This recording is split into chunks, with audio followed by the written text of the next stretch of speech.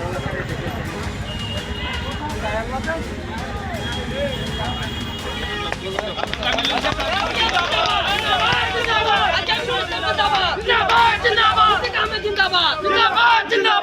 নামাজ আদায় কৰাটো এইটো তেওঁৰ আচলতে এটা ৰাজনৈতিক ভেকুভাও নাহে, কাৰণ নামাজ আচলতে কোনোবাই গৈ নামাজীৰ লগত থিয় হৈ নামাজ পঢ়িলেই তেওঁৰ নামাজ আদায় নহয়।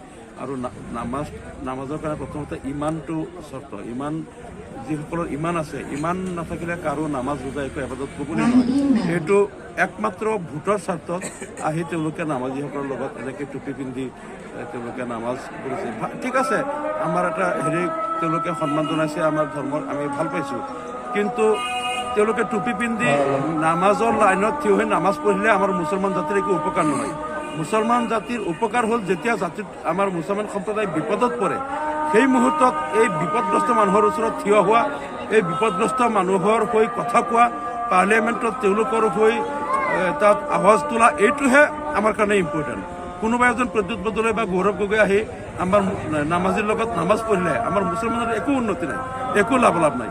গতিকে আমি সেইটোহে সুধিম যে যেতিয়া এই চৰ চাপৰি মানুহবিলাক উচ্ছেদ কৰা হৈছিল, তেতিয়া প্ৰদ্যুৎ বৰদলৈ এদিন কিয় নাহিল? বা মই যেনেকৈ নিজে গৈ সেই মানুহখিনিক শিবিৰ বনাই দিয়া, বহুতৰ ত্ৰিপাল দিয়া আৰু বহুত তেওঁলোকৰ টিউবৱেল দিয়া, খাদ্যবস্তু দিয়া আমি যেনেকৈ কৰিছিলোঁ, আৰু তেওঁ পাৰ্লিয়ামেণ্টত কিয় এদিনো প্ৰতিবাদ নকৰিলে যে নদীৰ গৰাখহনীয়া আক্ৰান্ত মানুহ, তেওঁলোকৰ আজি মাতৃহীন ভূমিহীন এই মানুহবিলাক গৈ পেলাই চৰত আশ্ৰয় লৈছিল, তাৰ পৰা উচ্ছেদ কৰি দিছে, স্কুল ঘৰবিলাক ভাঙি দিছে, হস্পিটেল ভাঙি দিছে, আৰু এই মানুহসকলক আজি তেওঁলোকে অন্যায়ভাৱে তাৰ পৰা খেদি পঠাইছে। আৰু যেতিয়া NRCৰ সময়ত মানুহবিলাক যেতিয়া অনাই বনাই ঘূৰি ফুৰিছিল, বহুত বৈধ মানুহৰ নাম বাদ পৰিছে, এই কথাবিলাক পাৰ্লিয়ামেণ্টতো ক'ব লাগিছিল।